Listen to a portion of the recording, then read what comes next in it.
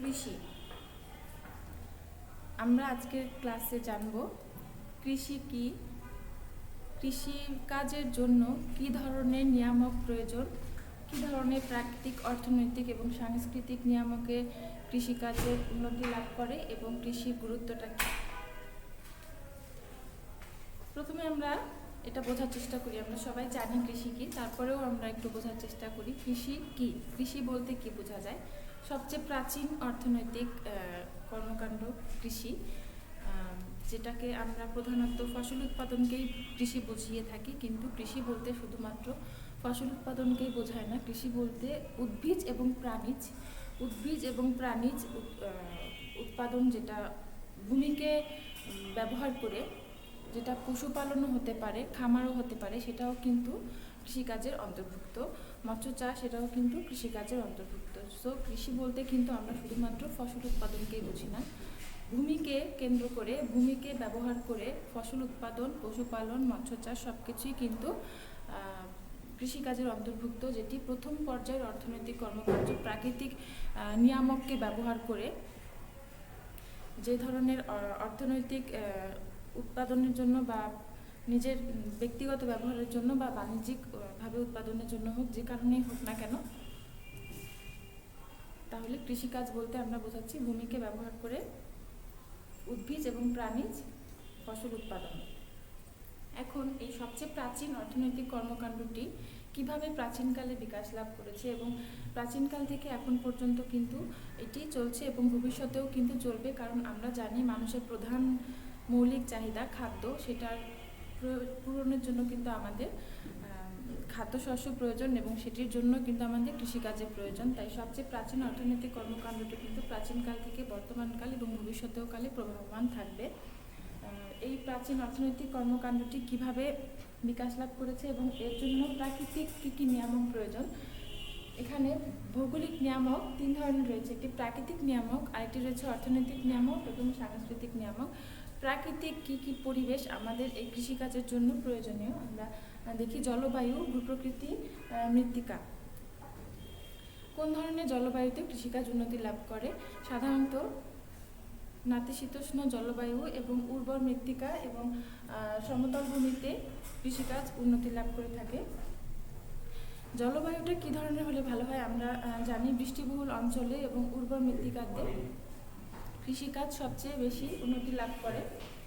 যে অঞ্চলে বৃষ্টিপাত বেশি হবে সেই অঞ্চলে ধান চাষ ভালো হবে। আমরা জানি কিছু কিছু ফসলের জন্য পানি অনেক বেশি প্রয়োজন এবং কিছু কিছু ফসলের জন্য পানি সেচের কম প্রয়োজন হয়, যেমন আমাদের রবি শস্য যেগুলো, সেগুলোতে কিন্তু কম পানি সেচের প্রয়োজন হয়, আবার যেগুলো আমাদের খরিফ শস্য বা যেগুলো গ্রীষ্মকালীন ফসল, সেগুলোতে কিন্তু পানির বেশি প্রয়োজন হয়। তাহলে যে অঞ্চলে বৃষ্টিপাত বেশি হবে, যেমন চা বাগানে প্রচুর বৃষ্টিপাতের প্রয়োজন হয়, তাই চা উৎপাদনের জন্য কিন্তু প্রচুর বৃষ্টিপাতের প্রয়োজন। তাই যেই অঞ্চলে বৃষ্টিপাত কম হবে সেখানে কিন্তু এই ধরনের ফসল হবে না। বিশেষ করে ধান, আমাদের প্রধান খাদ্যশস্য ধান, কিন্তু সেই সব অঞ্চলে হবে যেখানে বৃষ্টিপাত অনেক বেশি হয়, অথবা যেখানে পানির সোর্স রয়েছে বা পানির উৎস রয়েছে, পানি সেচের ব্যবস্থা রয়েছে। তাই অধিক ফসল উৎপাদন সেই সব অঞ্চলেই হবে যে অঞ্চলে বৃষ্টিপাত হয়ে থাকে। তাহলে বৃষ্টিপাত জলবায়ুর একটি প্রধান নিয়ামক। এছাড়া তাপমাত্রা, যেসব অঞ্চলে তাপমাত্রা, নাতিশীতোষ্ণ অঞ্চলে সাধারণত তাপমাত্রা একটি নির্দিষ্ট রেঞ্জ পর্যন্ত থাকে, যেখানে অনেক বেশি শীতল অঞ্চল, ঠান্ডা অঞ্চল এবং যেখানে বরফ অঞ্চল, সেখানে কিন্তু কোনো ফসল হবে না, বা যেখানে মরুভূমি অঞ্চল সেখানেও কিন্তু ফসল হবে না। তাহলে অত্যাধিক তাপমাত্রা, যেমন মরুভূমিতে যেমন ফসল হয় না, তেমনি অধিক শীতল অঞ্চল, বরফ অঞ্চলেও কিন্তু ফসল হয় না। ফসল হওয়ার জন্য একটি নির্দিষ্ট ফসলের বৃদ্ধির জন্য একটি নির্দিষ্ট তাপমাত্রার প্রয়োজন রয়েছে এবং এই নির্দিষ্ট তাপমাত্রাটি, এই মাঝারি তাপমাত্রাটি যেসব অঞ্চলে রয়েছে সেই অঞ্চলগুলোতেই সাধারণত কৃষিকাজ ভালো হয়। আমরা বলতে পারি পৃথিবীর দুই মেরু অঞ্চল বাদ দিয়ে পৃথিবীর কর্কট ক্রান্তি এবং মকর ক্রান্তি যে রেখাটি রয়েছে তার আশেপাশেই কিন্তু কৃষিকাজ ভালো হয়ে থাকে। তাহলে কৃষির জন্য বৃষ্টিপাত, তাপমাত্রা এই দুটি যেমন গুরুত্বপূর্ণ, তেমনি আর্দ্রতাও কিন্তু গুরুত্বপূর্ণ। তাই যেই অঞ্চলে বাতাসে জলীয় বাষ্প, আর্দ্রতা বলতে আমরা কি বুঝি, বাতাসে জলীয় বাষ্পের পরিমাণটাই হচ্ছে আর্দ্রতা। তাহলে বাতাসে জলীয় বাষ্পের পরিমাণটাও কৃষিকাজের জন্য একটি গুরুত্বপূর্ণ নিয়ামক। সাধারণত যে অঞ্চলে জলীয় পদার্থের পরিমাণ বেশি থাকে সেখানে আর্দ্রতা বেশি থাকে, এবং যেখানে জলীয় পদার্থের পরিমাণ কম থাকে, যেমন মরুভূমির অঞ্চলে কিন্তু বাতাসের আর্দ্রতা কম থাকবে, কারণ মরুভূমি অঞ্চলে পানির উৎস নেই, ফলে জলীয় বাষ্প তৈরি হতেই পারবে না। আবার যেখানে শীতল অঞ্চল সেখানেও কিন্তু তাপমাত্রা কম, তাই সেখানেও কিন্তু বাতাসের আর্দ্রতা কম থাকবে। নাতিশীতোষ্ণ অঞ্চলেই কিন্তু বাতাসে জলীয় বাষ্পের পরিমাণ বেশি থাকবে, যেখানে পানির উৎস রয়েছে, সেই পানিটি তাপমাত্রার কারণে বাষ্প হবে এবং বাতাসে জলীয় বাষ্প থাকবে। এই বাতাসে জলীয় বাষ্প, যেটি আমরা ময়েশ্চার বলতে পারি, এটি কিন্তু উদ্ভিদের বৃদ্ধির জন্য একটি গুরুত্বপূর্ণ উপাদান। তাই বৃষ্টিপাত, ভূপ্রকৃতি এবং জলবায়ু, মৃত্তিকা সবকিছুই কিন্তু প্রাকৃতিক নিয়ামক, এবং এগুলো সবই কিন্তু কৃষিকাজের জন্য একটি গুরুত্বপূর্ণ নিয়ামক। তাই জলবায়ু বলতে আমরা বিভিন্ন ধরনের জলবায়ু রয়েছে সারা পৃথিবীতে। মৌসুমী জলবায়ু, ভূমধ্যসাগরীয় জলবায়ু, শীতল জলবায়ু, উষ্ণ জলবায়ু, যত রকম জলবায়ু আছে না কেন, এর ভিতরে আমাদের মৌসুমী জলবায়ুটা কিন্তু কৃষিকাজের জন্য সর্বাধিক উৎকৃষ্ট বলতে পারি আমরা, কারণ আমাদের এই দক্ষিণ এশিয়ায় কিন্তু সর্বাধিক ফসল উৎপাদন হয়। আমাদের ধান চাষের জন্য বলতে পারি আমাদের যে পরিমাণ চাষযোগ্য জমি রয়েছে তার অধিকাংশই কিন্তু ফসলের কাজে ব্যবহৃত হয়ে থাকে, এবং এখানে কিন্তু অধিক পরিমাণ ফসল উৎপাদন হয়। গ্রীষ্মকালীন ফসল, শীতকালীন ফসল, সব ধরনের ফসল উৎপাদন হয়। এখানকার তাপমাত্রা, এখানকার বৃষ্টিপাত এবং বাতাসের আর্দ্রতা ফসলের জন্য একদম উপযোগী, যে কারণে দক্ষিণ এশিয়ার প্রধান কর্মকাণ্ড কৃষি গড়ে উঠেছে। আচ্ছা, এরপরে আমরা ভূপ্রকৃতিতে চলে যাই। ভূপ্রকৃতি বলতে আমরা কি বোঝাই? ভূপ্রকৃতি মানে হচ্ছে ভূমির বন্ধুরতা। কোথাও সমভূমি, কোথাও পাহাড় পর্বত, কোথাও মালভূমি, কিন্তু যেখানে সমভূমি রয়েছে সেখানেই কিন্তু কৃষিকাজটা সবচেয়ে ভালো বা উন্নতি লাভ করবে। আমরা জানি পাহাড়ি অঞ্চলেও পাহাড় কেটে জুম চাষ করা হয়, কিন্তু সেটির পরিমাণ কিন্তু সমভূমির তুলনায় অনেক কম। সমভূমিতে সবচেয়ে বেশি কৃষিকাজ হবে এবং সমভূমিটাই কৃষিকাজের উপযুক্ত। সমতল ভূমি, পাহাড়ি অঞ্চলে বা মালভূমিতে কিন্তু কৃষিকাজ হবে না। তাই কৃষিকাজের জন্য সমভূমির প্রয়োজন এবং সাথে উর্বর মৃত্তিকাও প্রয়োজন। আমরা জানি আমাদের দেশ নদীমাতৃক, এখানে নদীর পলির কারণে কিন্তু মাটিটা প্রতি বছরই অনেক উর্বর হয়। এর ফলে এর উর্বরতা কখনো কমে যায় না। তার ফলে এই নদীমাতৃক দেশে কিন্তু মাটির কোয়ালিটিটা কৃষিকাজের জন্য অধিক উপযুক্ত হয় এবং সবসময় এটাই পুনরায় উর্বর হতে থাকে। তো আমাদের প্রাকৃতিক নিয়ামকের মধ্যে আমরা জলবায়ু, ভূপ্রকৃতি এবং মৃত্তিকা বোঝার চেষ্টা করলাম। এরপরে রয়েছে অর্থনৈতিক নিয়ামক। কৃষিকাজের জন্য শুধুমাত্র প্রাকৃতিক নিয়ামক থাকলেই হবে না, কৃষিকাজের জন্য কিন্তু ফসল ফলানোর জন্য কিন্তু কৃষকের মূলধনের প্রয়োজন হবে। একটি কৃষকের সেই ফসলটা যদি নিজেদের প্রয়োজনে না হয়, কমার্শিয়ালি বা বাণিজ্যিকভাবে উৎপাদন করে, সেক্ষেত্রে কিন্তু বাজার থাকতে হবে। বাজার না থাকলে কিন্তু সেই ফসলটা বিক্রয় করা যাবে না। এছাড়াও শ্রমিকেরও দরকার আছে, একটি কৃষকের শ্রমিক দরকার আছে এবং পণ্য পৌঁছে দেওয়ার জন্য পরিবহনেরও দরকার আছে। তাহলে আমরা জানি যে শুধুমাত্র প্রাকৃতিক নিয়ামকটাই কৃষিকাজের জন্য যথেষ্ট নয়, অর্থনৈতিক নিয়ামক থাকতে হবে, যেখানে কৃষকের যথেষ্ট পরিমাণ মূলধন থাকতে হবে, যেই মূলধনটাকে বিনিয়োগ করেই কিন্তু সেই কৃষক ফসল উৎপাদন করবে। তাই কৃষকের কাছাকাছি বাজার থাকতে হবে, যেই বাজারে সে বাণিজ্যিকভাবে ফসল উৎপাদন করলে সেই ফসলটাকে বিক্রি করতে পারবে বা সেখানে সে বিক্রি করে মুনাফা অর্জন করতে পারবে। যথেষ্ট পরিমাণ শ্রমিক থাকতে হবে, যেই শ্রমিক ব্যবহার করে কৃষক ফসল উৎপাদন করবে, এবং পরিবহন ব্যবস্থা যদি উন্নত হয় তাহলে কিন্তু বাজার পর্যন্ত ফসলটি পৌঁছে দেওয়ার জন্য উপযুক্ত হবে। তাহলে প্রাকৃতিক নিয়ামকের সাথে আমাদের অর্থনৈতিক নিয়ামকটাও যেমন গুরুত্বপূর্ণ, তেমনি কিছু সাংস্কৃতিক নিয়ামকও রয়েছে, যেমন প্রযুক্তি, পানি সেচ এবং জনসংখ্যা। প্রযুক্তি কি? আমরা জানি উন্নত দেশের প্রযুক্তি অনেক বেশি। আমাদের দেশে যেরকম প্রযুক্তি আছে তার চেয়েও অধিক প্রযুক্তি কিন্তু উন্নত দেশে আছে। যেমন বিভিন্ন ধরনের মেশিনের সাহায্যে কিন্তু তারা পানি সেচ বা বীজ বপন করে থাকে, ফসল উৎপাদন করে থাকে এবং ফসলকে মাড়াইও করে থাকে একইভাবে, এবং উন্নত প্রযুক্তির মাধ্যমে কিন্তু তারা উন্নত ধরনের বীজ, উন্নত ধরনের বিভিন্ন পরিবেশ সহনশীল বীজ তারা তৈরি করে এবং ফসলকে নিয়ে তারা গবেষণা করে, যে কারণে বিভিন্ন ধরনের অধিক ফলনশীল বিভিন্ন জাত, আমাদের দেশেও যেমন অধিক ফলনশীল ধান, অধিক ফলনশীল অন্যান্য ফসল রয়েছে, যেটি গবেষণা করে তারা বিভিন্ন ধরনের উন্নত প্রযুক্তির বীজ বীজ আবিষ্কার করা হয়। তো সেক্ষেত্রে এই প্রযুক্তির যত বেশি প্রযুক্তিকে ব্যবহার করা হবে তত বেশি কিন্তু অল্প জমিতে অধিক ফসল উৎপাদন করার জন্য ব্যবহার করা যাবে, অল্প জমিতে অধিক পরিমাণ ফসল উৎপাদন করা যাবে। তাই যেই দেশ প্রযুক্তিতে যত বেশি উন্নত হবে সেই দেশের কৃষি তত বেশি উন্নত হবে এবং কৃষিতে সেটি প্রয়োগ করতে হবে। এরপরে রয়েছে পানি সেচ। যদি বৃষ্টিপাতের পরিমাণটা অধিক না হয় সেক্ষেত্রে কিন্তু পানি সেচের মাধ্যমে ফসল ফলানো যায় ভালোভাবে, এবং পানি সেচ ব্যবস্থা যদি উন্নত হয় তাহলে কিন্তু একটি মাঝারি বৃষ্টিপাত অঞ্চলেও বা কম বৃষ্টিপাত অঞ্চলেও কিন্তু পানি সেচের মাধ্যমে অধিক ফসল উৎপাদন করা যায়।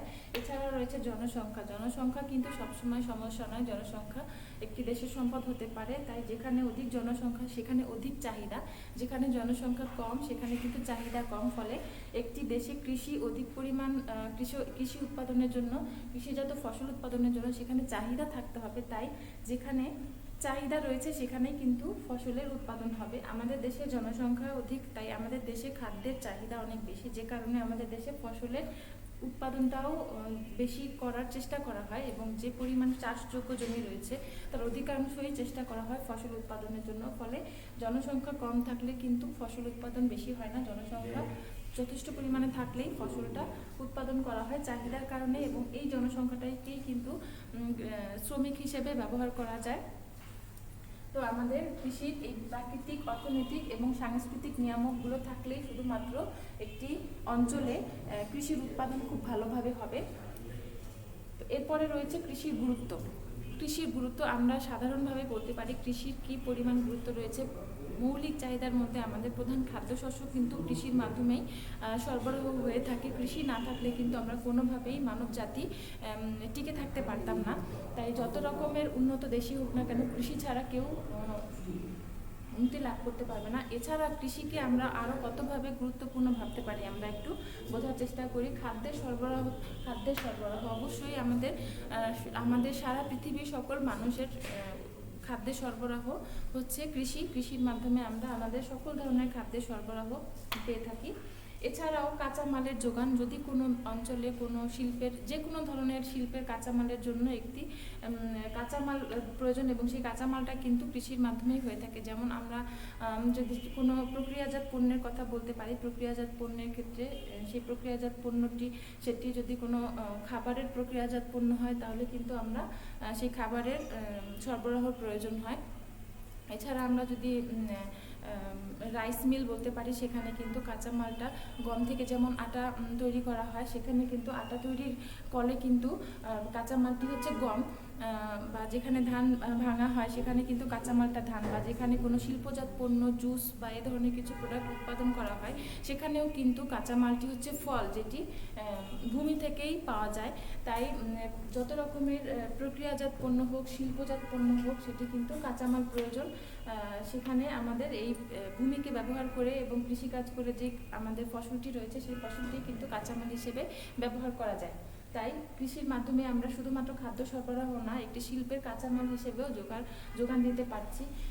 একটি দেশের জাতীয় আয়ে কিন্তু যদি কৃষির উৎপাদন নিজেদের চাহিদা পূরণের জন্যও হয়, সেক্ষেত্রেও কিন্তু একটি দেশের একটি বিপুল পরিমাণ জনসংখ্যা শুধুমাত্র নিজেদের চাহিদা পূরণ করছে। এছাড়াও যদি বাণিজ্যিকভাবে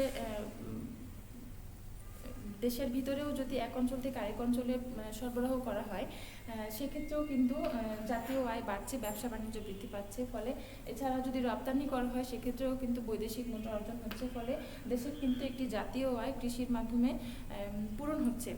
আমাদের দেশের অধিকাংশ মানুষ কৃষিজীবী আমরা জানি, সেক্ষেত্রেও কিন্তু জাতীয় আয়ের একটি বড় অংশ কিন্তু কৃষি থেকে পাওয়া যাচ্ছে। এবং এর ফলে কিন্তু একটি জাতীয় আয় এবং এরপরে রয়েছে রাজস্ব, যেটি আমাদের দেশের আর্থিক পরিচালনার উৎস। এবং এই রাজস্বতেও কিন্তু আমাদের জাতীয় আয় ছাড়াও রাজস্বতেও কিন্তু আমাদের কৃষির থেকে, ব্যবসা বাণিজ্য থেকে যে পরিমাণ আয় হচ্ছে সেটিও কিন্তু রাজস্বতে যুক্ত হচ্ছে।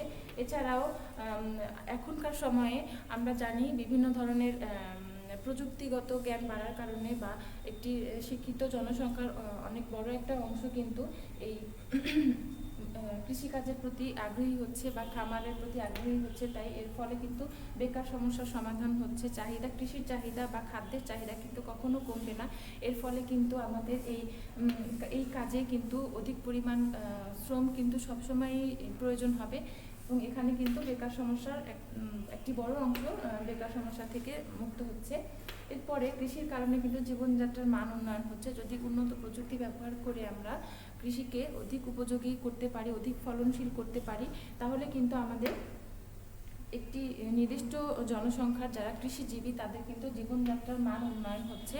ফলে কৃষিকে ব্যবহার করে শুধুমাত্র কৃষিজীবীরাও নয়, যারা কৃষিকে বাণিজ্যিকভাবে কৃষিকে ব্যবহার করতে চাচ্ছে, কৃষিকাজকে বেছে নিতে চাচ্ছে পেশা হিসেবে, তারাও কিন্তু বাণিজ্যিকভাবে কৃষিকাজ করে কিন্তু তাদের জীবনযাত্রার মান উন্নয়ন করতে পারছে। এছাড়া বৈদেশিক মুদ্রা অর্জন করা যায়। আমাদের কৃষিজাত বিভিন্ন ধরনের পণ্য কিন্তু আমরা বিদেশে রপ্তানি করে থাকি। সকল ধরনের পণ্যই কিন্তু কম বেশি বিদেশে রপ্তানি করা হয়। তো এই ধরনের পণ্য বিদেশে রপ্তানি করে কিন্তু আমরা বৈদেশিক মুদ্রা অর্জন করতে পারি। এছাড়াও রয়েছে কৃষিভিত্তিক শিল্পের বিকাশ। কৃষিভিত্তিক পণ্য সেই পণ্যগুলোকে শিল্পের কাঁচামাল হিসেবে ব্যবহার করে আমরা কিন্তু শিল্পের বিকাশ করতে পারি। আমরা যে কোনো ধরনের কৃষিজাত পণ্যের কথা বলতে পারি। আমাদের প্রধান খাদ্যশস্য ধান, গম বাদ দিয়ে আমরা চায়ের কথা বলতে পারি। আমরা কিন্তু চাকে রপ্তানি করে থাকি, যেমন চাকে রপ্তানি করে বৈদেশিক মুদ্রা অর্জন করে থাকি। এছাড়া আমাদের যে কোনো ধরনের কৃষিজ পণ্য হোক, ফলজ পণ্য হোক, যেমন যে কোনো ধরনের ফলকে আমরা যেমন বিভিন্ন শিল্প কারখানায় প্রক্রিয়াজাত পণ্য হিসেবে ব্যবহার করা হয়। তাই কৃষিভিত্তিক পণ্যকে শিল্পের বিকাশে ব্যবহার করা যায় এবং যে অঞ্চলে কৃষিজাত পণ্য বেশি হবে সেই অঞ্চলে কাঁচামালের সরবরাহের খরচটা কম হবে, যেটা নিজেদের অঞ্চলের কৃষিজাত পণ্যকে নিজেদের অঞ্চলেরই শিল্পের বিকাশে ব্যবহার করা যাবে, কাঁচামালে ব্যবহার করা যাবে। ফলে বৈদেশিক মুদ্রাও অর্জন হবে এবং নিজেদের অভ্যন্তরীণ আর্থিক উৎসেরও পূরণ হবে। সভ্যতার বিকাশ, প্রাচীন সভ্যতাগুলোর দিকে যদি আমরা তাকাই তাহলে আমরা জানতে পারবো যে যেমন মিশরীয় সভ্যতা, সুমেরীয় সভ্যতা, এই সভ্যতাগুলোকে কিন্তু কৃষির উপরে নির্ভর করে গড়ে উঠেছে। যেমন নীল নদের তীরে যেমন মিশরীয় সভ্যতা গড়ে উঠেছিল, সেখানে কিন্তু নীল নদের পানিকে ব্যবহার করে কৃষিকাজটাকেই প্রধান পেশা হিসেবে সেখানে সেই অঞ্চলের মানুষের প্রধান পেশা ছিল এবং এই কৃষিকাজের মাধ্যমে অর্জিত ফসল তারা কিন্তু নিজেদের প্রয়োজনে পূরণ করে পার্শ্ববর্তী অঞ্চলের সাথে বিনিময়ের মাধ্যমে তারা কিন্তু তাদের সভ্যতাটার বিকাশ করেছিল। এবং প্রত্যেকটি সভ্যতাই যেমন একটি নদীর তীরে গড়ে ওঠে, যেমন আমাদের ভারতীয় উপমহাদেশে মহেঞ্জোদারো সভ্যতা, সেখানেও কিন্তু নদীমাতৃক অঞ্চলের কারণে সেখানে কৃষিকাজ গড়ে উঠেছিল এবং এই কৃষিকে কেন্দ্র করেই কিন্তু মহেঞ্জোদারো সভ্যতাটা বিকাশ করেছিল। এবং ভবিষ্যতে কিন্তু আমরা জানি এই কৃষিকে কেন্দ্র করেই আমাদের সভ্যতাটা, যদিও প্রযুক্তি নির্ভর, কিন্তু এই কৃষিটাকে আমরা কখনোই অবহেলা করতে পারবো না। কৃষিটাকেই আমাদের এই প্রযুক্তিকে ব্যবহার করে আরও উন্নত করতে হবে। এছাড়াও আমাদের রয়েছে বাণিজ্যের উন্নতি। আমরা বাণিজ্যকে আরও বেশি উন্নত করতে পারি কৃষিকে ব্যবহার করে। আমাদের আধুনিক প্রযুক্তি ব্যবহার করে আমরা বাণিজ্যের উৎপাদন বৃদ্ধি করে আমরা বাণিজ্যিক কাজে কৃষিকে ব্যবহার করতে পারি। অভ্যন্তরীণ বাণিজ্য, যেমন এক অঞ্চলের ফসল উৎপাদিত হচ্ছে সেটিকে আমরা যে অঞ্চলে প্রয়োজন সেখানে সরবরাহ করে আমরা দেশের অভ্যন্তরীণ বাণিজ্য যেমন পরিচালনা করতে পারি, তেমনি আমরা আন্তর্জাতিক বাণিজ্যও যেমন রপ্তানির মাধ্যমেও কিন্তু আমরা কৃষিজ পণ্য বৈদেশিক মুদ্রা অর্জন করতে পারি। তাই কৃষিটাকে কিন্তু আমরা গুরুত্ব হিসেবে বলতে পারি। খাদ্য সরবরাহ, কাঁচামালের যোগান, জাতীয় আয়, রাজস্ব, বেকার সমস্যার সমাধান, জীবনযাত্রার মান উন্নয়ন, বৈদেশিক মুদ্রা অর্জন, কৃষিভিত্তিক শিল্পের বিকাশ, সভ্যতার বিকাশ এবং বাণিজ্যের উন্নতি। তো আমাদের আজকে কৃষি অধ্যায়ে আমরা কৃষির ভৌগোলিক নিয়ামক সম্পর্কে জানলাম। প্রাকৃতিক নিয়ামক, অর্থনৈতিক নিয়ামক, সাংস্কৃতিক নিয়ামক কী কী এগুলো জানলাম, কিভাবে এগুলো কৃষিকাজে নিয়ামক হিসেবে কাজ করে সেগুলো জানতে পারলাম, এবং কৃষির গুরুত্ব হিসেবে আমরা কী কী কাজে কৃষিকে ব্যবহার করা যায় এবং কিভাবে কৃষিকে গুরুত্বটাকে আরও বাড়ানো যায় সেটিকে বোঝার চেষ্টা করলাম। এরপরে আমাদের কৃষি অধ্যায়ে রয়েছে বিভিন্ন ধরনের পণ্যের, বিভিন্ন ধরনের ফসলের উৎপাদন এবং বৈদেশিক বাণিজ্য। প্রত্যেকটি ফসলের বৈদেশিক বাণিজ্য, যেমন কৃষি, ধান, গম এবং আরও আমাদের দেশের চা, এই ধরনের পণ্যগুলোর উৎপাদন এবং বন্টন রয়েছে। আমরা সেগুলো আগামী ক্লাসে এই পণ্যগুলোর বিশ্বব্যাপী উৎপাদন, বন্টন এবং এই ফসলগুলোর অভ্যন্তরীণ উৎপাদন, বন্টন বোঝার চেষ্টা করব। আমরা আজকের যে চ্যাপ্টারটি পড়ার চেষ্টা করলাম, এখানে আমরা যতটুকু বুঝলাম এটি তোমরা বাসায় ভালো করে পড়ার চেষ্টা করবে এবং আয়ত্ত করবে, এখান থেকে যত ধরনের ভাবে তুমি পুরোটাই আয়ত্ত করতে পারো, যেভাবেই হোক না কেন, আসুক না কেন, তুমি যেন সেটাকে নিজের ভাষায় করে বুঝে লিখতে পারো, সেইভাবে প্রস্তুতি নেওয়ার চেষ্টা করো। এবং আগামী ক্লাসের যে আমাদের কৃষিজ পণ্যগুলো রয়েছে সেই পণ্যগুলো তোমরা বাসায় একটু দেখার চেষ্টা করবে, যাতে আগামী ক্লাসে আমরা বিশ্বব্যাপী উৎপাদন আর বন্টনটা খুব সহজেই বুঝতে পারি। ধন্যবাদ সবাইকে। সবাই ভালো থাকবে, সুস্থ থাকবে। আগামী ক্লাসে ইনশাল্লাহ দেখা হবে। আল্লাহ হাফিজ।